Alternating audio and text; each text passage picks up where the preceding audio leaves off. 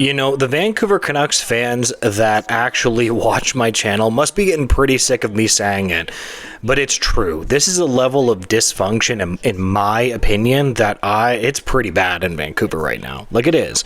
And it's so disheartening. Like, I was really like, man, this team is going the right way. Like, yo, JT Miller is sick. Like, he's a sick player. Elias Pettersson is a sick player. Like, I don't think that they should trade him unless they absolutely have to.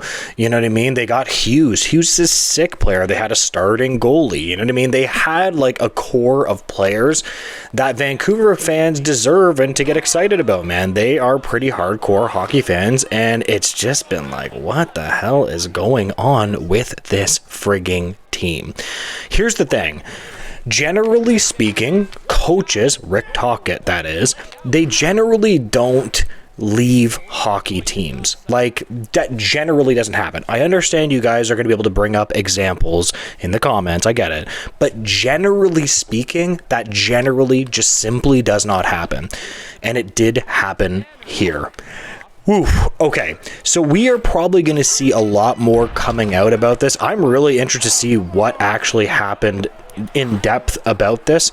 Now, when it comes to Rick Tocchet, we did hear rumors that he kind of wanted to move on as well. Like, apparently that was known. It seems like with the Vancouver Canucks, a lot of things aren't kept behind closed doors. And I do understand why NHL teams want to do that, because stuff like this, it's just kind of outrageous. Let's be real. Now, Rick Tocchet's departure is going to be tough on Quinn Hughes, and Rutherford touched on this, saying that his departure is going to be tough on Hughes. I hate saying this, and again, I'm not saying this to get clicks or to be triggering. I just genuinely don't think that Quinn Hughes is going to be a Vancouver Canuck when he has the chance to not be a Vancouver Canucks. And I hate saying that, man. I really hate seeing all these players not playing for Canadian teams. I think they have the best fans, in my opinion. Rutherford said that he, quote, called Quinn Hughes, but he has yet to hear back. That's not what you want to hear, right? So let's hope for the Vancouver Canucks they can get a contract done with Quinn Hughes, because if they can't, things are going to fall apart very quickly. And for a franchise that thought that they were on the up and up, it's definitely not great. Now, another disheartening thing about this is that they were making an offer to Tocchet that would have made him, quote, one of the highest paid coaches in the NHL. Now, we don't know exactly what that means. We don't have the exact dollar figure. Okay, let's say he would have been in the top 3 paid coaches in the NHL. He chose to walk away from that. Oh boy. So here's the thing. It could be a couple of reasons. He doesn't like the locker room. He didn't like the dynamics. He didn't feel that this core could win. It doesn't matter. Every single point that you can make is obviously really, really, really disheartening. Now, it doesn't mean that Tocchet is right. It just sucks when, you know, and when teams, when players move on, or sorry, coaches move on from the team like that. It's pretty disheartening, especially when you made him a serious offer. Now, when it comes to Rick Tocchet's future, the rumors are that he is probably going to end up in the Philadelphia Flyers organization. So, I guess he sees it up and up in Philadelphia. Again, I really cannot wait for this summer. I mean, I love watching playoff hockey. I really do wish that the Vancouver Canucks were in the playoffs, but whatever. I really want to know more about, like, what specifically happened with this.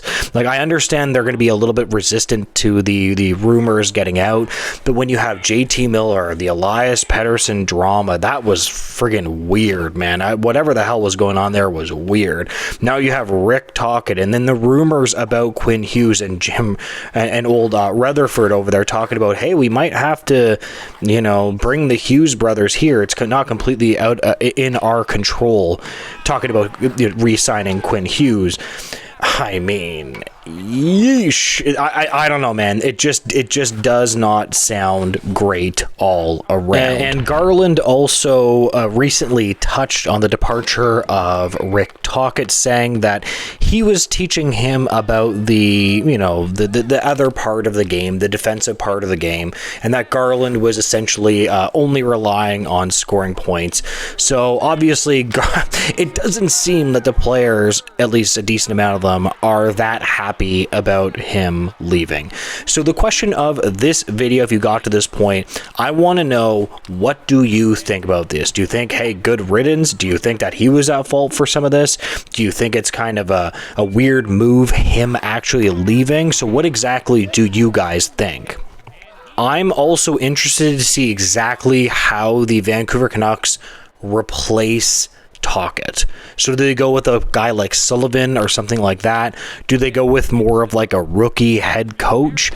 Maybe getting some fresh blood in there might not be that bad.